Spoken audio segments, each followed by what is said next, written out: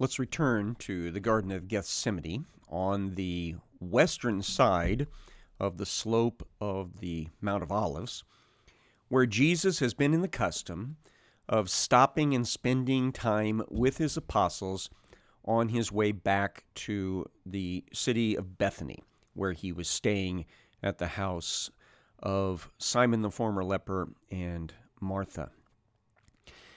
In this garden, Jesus had left 8 of his apostles somewhere near the gate, then taken his 3 inner circle, Peter, James, and John, farther into the garden, and instructed them that they should pray with him, that his heart was heavy, that he was weighted down with things that were about to occur. And he needed them to pray and watch with him, and that they needed to pray they wouldn't fall into temptation.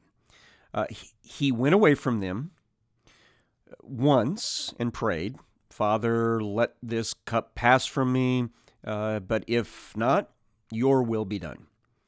He came back, found them sleeping, and chided them over it. Went away a second time, prayed the exact same things.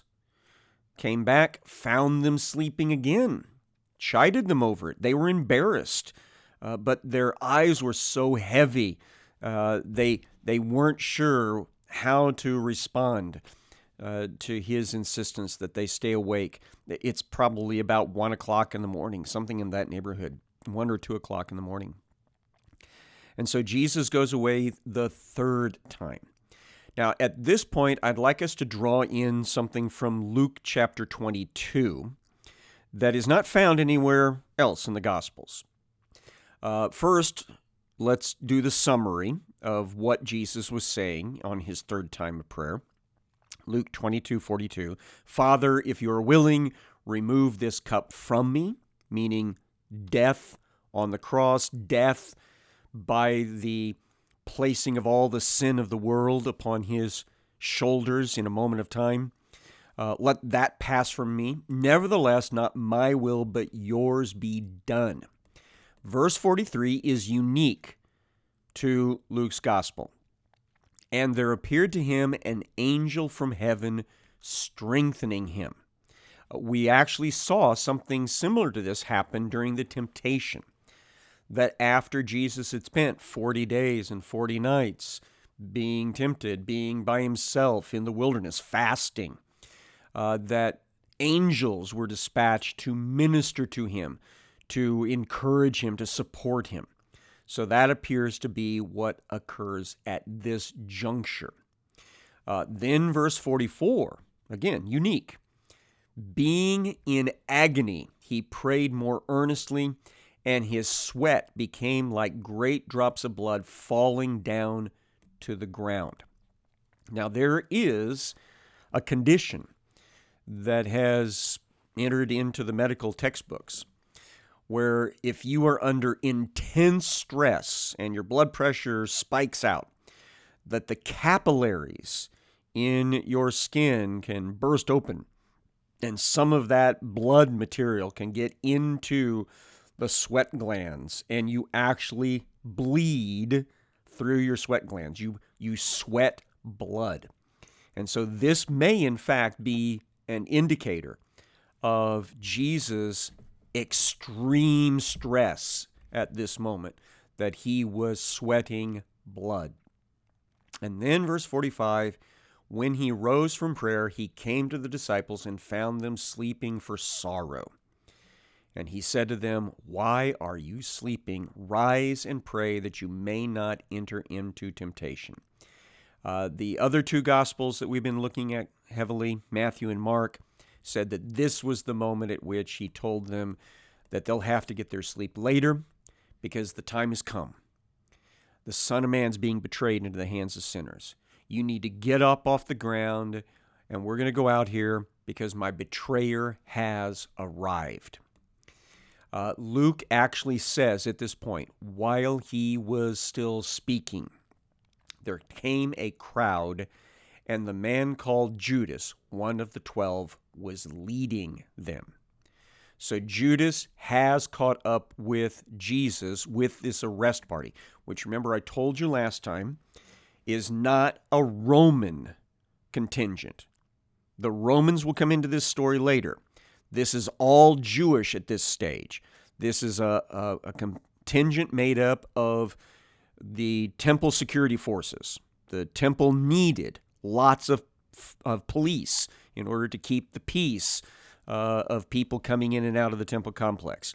And so a fairly decent group of those temple police have been handed over into the leadership of Judas. We know that from John chapter 18, verse 3. So Judas, having procured a band of soldiers and some officers from the chief priests and the Pharisees, went there, that is, to the Garden of Gethsemane, with lanterns and torches and weapons.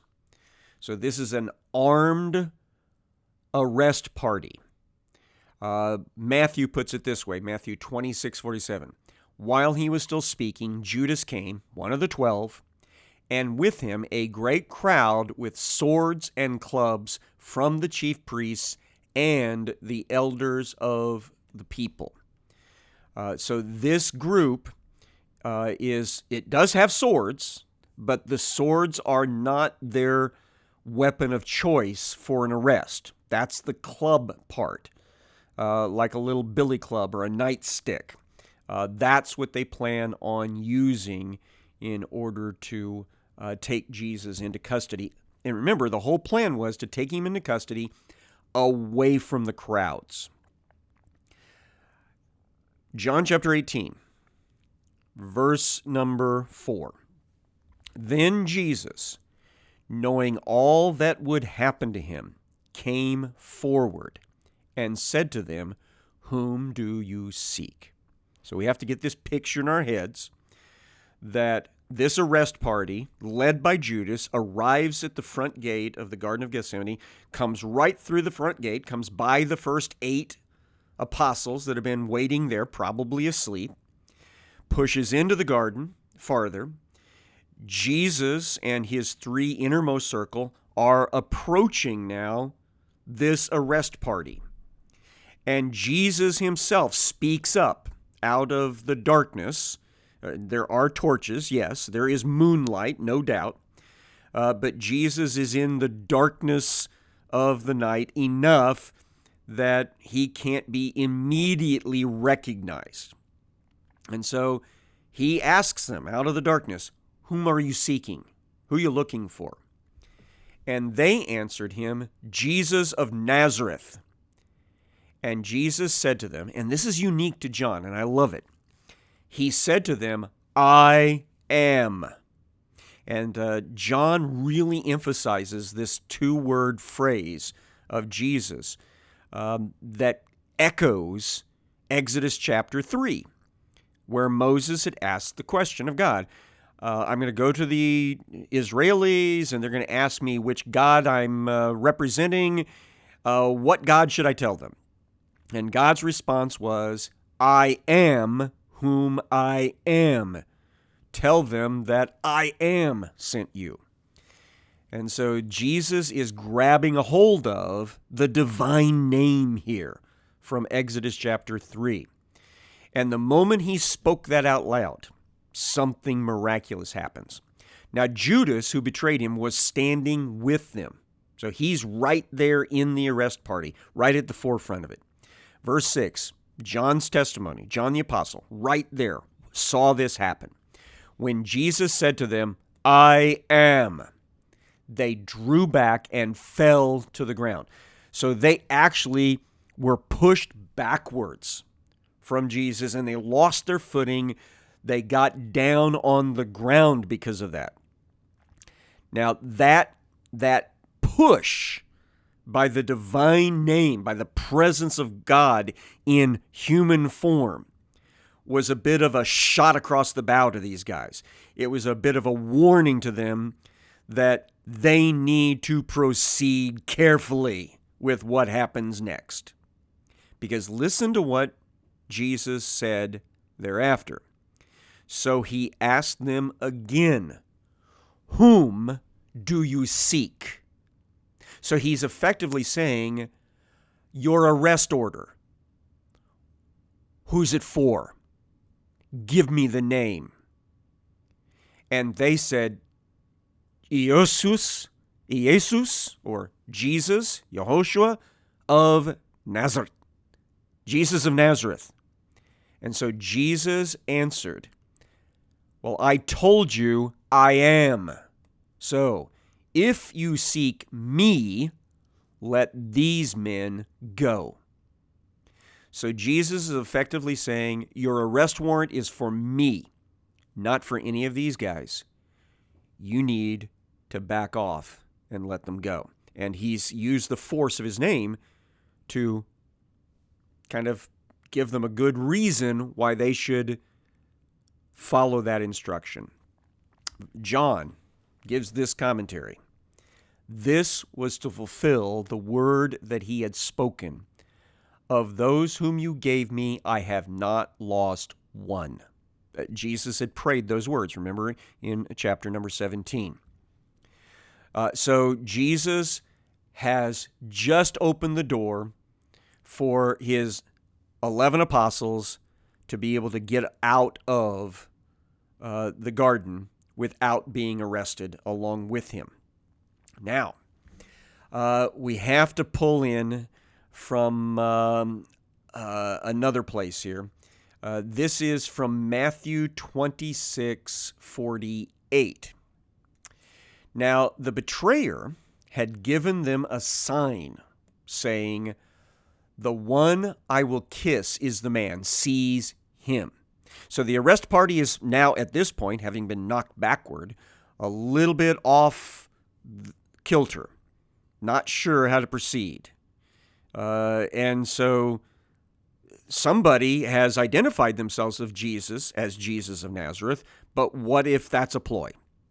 So Judas gives them this signal. I'm going to go over there, and I'm going to greet one of them with a traditional kiss. He's the one.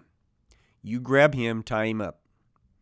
So he came up to Jesus at once and said, greetings, Rabbi. Greetings, Rabbi. And he kissed him. Now, Jesus says basically two things to him here, and it's recorded in two different passages. This is from Luke 22:48. Jesus said back to him, Judas, would you betray the Son of Man with a kiss?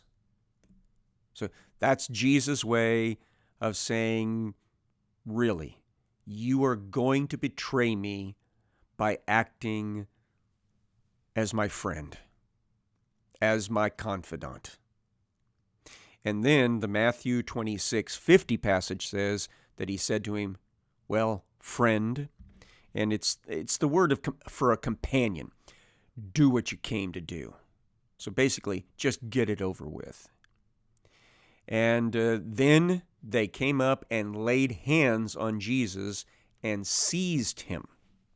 Now, Luke 22, verse 49 says it this way. When those who were around him saw what would follow. So now they've seen the betrayal of Judas, and the arrest party moves forward and grabs Jesus by the arms, and they proceed to start tying him up. They said, Lord, shall we strike with the sword? Now that has to be, in my mind, John. Remember that in the discussion in the upper room, Jesus had told them, any of you that hasn't got a sword, you need to sell some belongings and go out and buy one, because they're going to be needing this utility tool as they take the gospel into the world. Remember, the word for sword can also be a big butcher knife. In response to Jesus' words, they had said to him in the upper room, Lord, here's 2 swords, or here's 2 butcher knives. And the most reasonable way to understand that is that these are the 2 big butcher knives that were used by Peter and John to prepare the Passover meal that night. They would have been the blades they used to cut the throats of the animals. before they skinned them out and then roasted them. And then they would have been the blades that they used to cut off pieces of the roasted lamb during the Passover meal. So it is reasonable to assume that the two men in this garden that are armed with these big butcher knives, these two swords, are Peter and John. And we're already looking toward the knowledge that Peter's going to use his. But John must have asked the question first because he's uncertain. What am I supposed to do? They're arresting Jesus right here in front of me.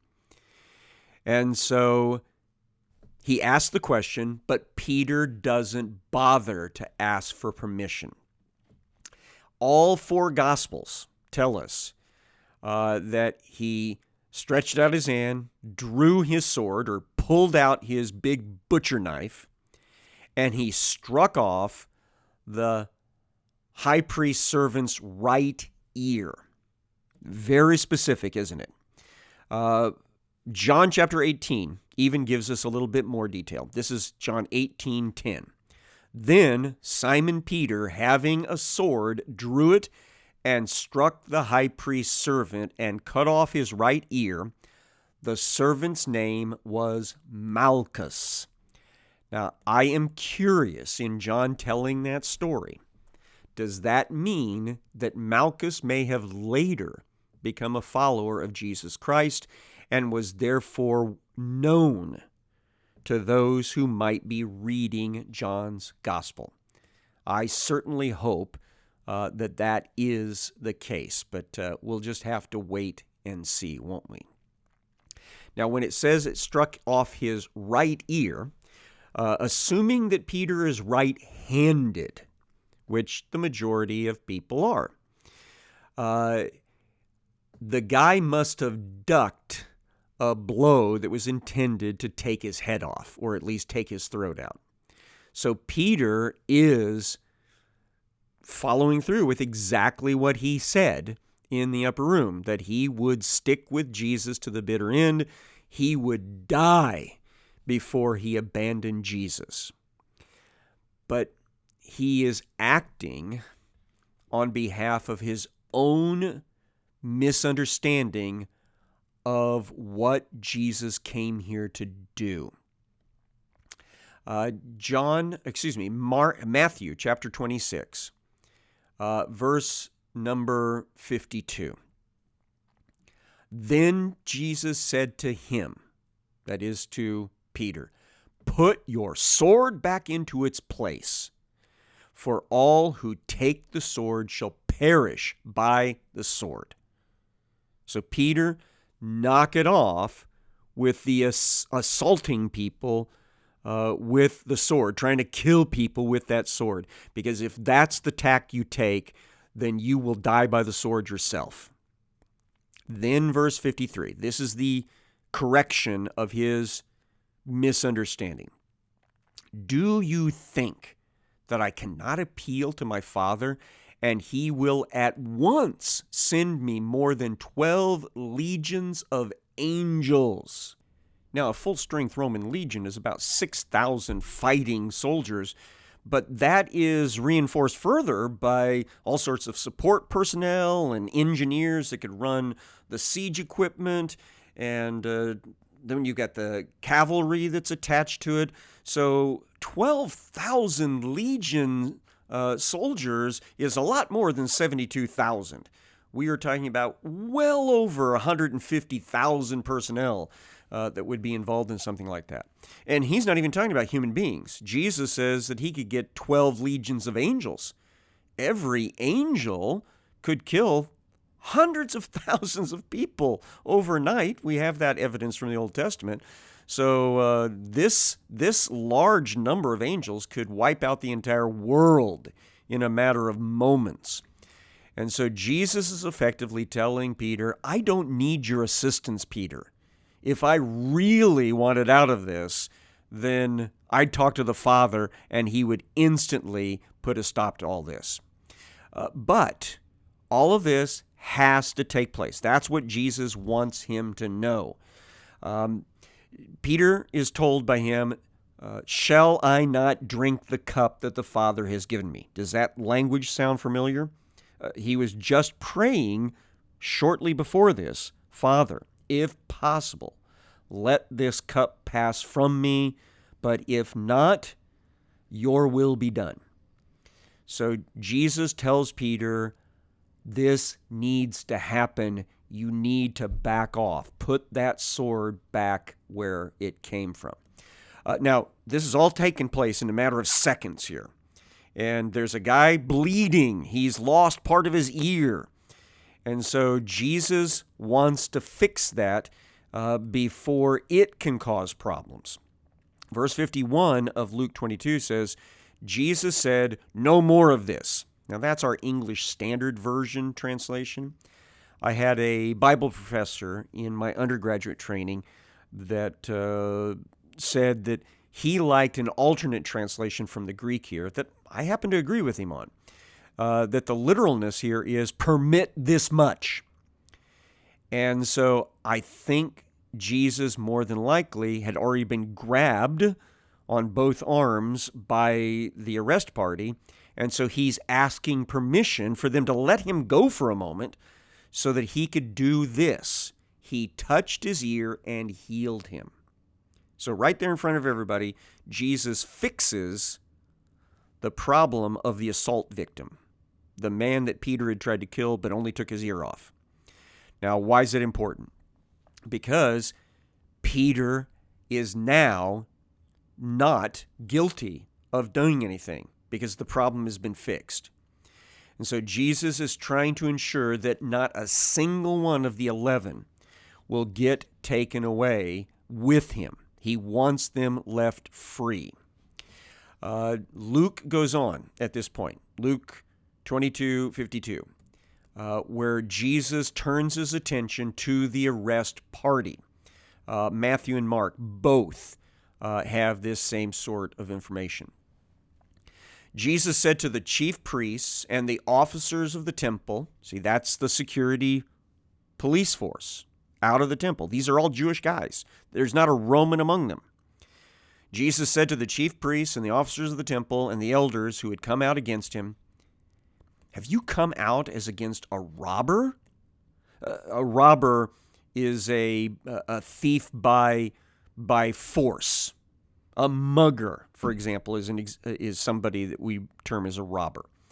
Somebody that would punch you in the face or knock you over the head and take your stuff. So Jesus said, so what? Are you coming out here as if I'm the thug? I'm the bad guy? And you're bringing your swords and your clubs? Verse 53, when I was with you day after day in the temple, you did not lay hands on me. So he chides them with the fact that they didn't do the arrest in the public. They're doing this all undercover, all covertly. But this is your hour and the power of darkness. And so at that point, John 18:12 says, so the band of soldiers and their captain and the officers of the Jews arrested Jesus and bound him. So it's all over with now. Jesus has been grabbed. He is being tied up. He is not trying to defend himself. He got after Peter for trying to defend him. And so the apostles realize there is nothing they can do. And so what does Matthew and Mark report? It says, then all the disciples left him and fled. They started running out into the woods, running out of the garden and into the night, exactly as Jesus told them they would. This night, all of you will abandon me. That's what Jesus predicted. And now that's come to pass. Now, as we close up today, I want to include Mark 15, 51, and 52. Only Mark tells this story. And because of that, some people have suggested that maybe this is Mark's story, that this is all about what happened to him that night. And my response to that is highly unlikely. John Mark seems to be a young man in the in the book of Acts later, like as in a decade or so after all of these events. He couldn't have been much more than a baby when these events took place in the Garden of Gethsemane. So I don't think it's Mark. I'm going to give you my suggestion in just a moment. Let's read the story first. There was a young man who followed him with nothing but a linen cloth about his body. So this guy was not dressed in normal clothes. He just simply had his underwear on, pretty much. That's what we'd call it. And then he had this cloth wrapped around him. Well, when the apostles ran off into the night, apparently the arrest party started thinking maybe they should grab these people. And there was this guy right there. And so they seized him. They grabbed at him. But he left the linen cloth and ran away naked. Now, not jaybird naked, not stark naked, but he didn't have proper clothing on. So he was not properly attired. Who is this guy? Nobody knows for sure, but I'm going to suggest something to you that I've suggested before. Do you remember the rich young ruler? How Jesus had told him that if he really wanted to be complete, he needed to sell everything that he had and then come follow him. But he went away because he was so wealthy. He was sad by this idea that he'd have to give everything up in order to become a follower of Jesus. I would love it if this is the rest of his story. That at some point after his encounter with Jesus, he rethought everything and decided, yes, I need to follow through with that. And that he went and sold everything, including the clothes off his back, and then was following Jesus right up to the Garden of Gethsemane and was there the night that he was arrested. Wouldn't that be a great part of the story? But I guess in reality, we'll all have to wait until we're in eternity. And then, whoever this is, will be identified. Come back tomorrow for more of God's Word.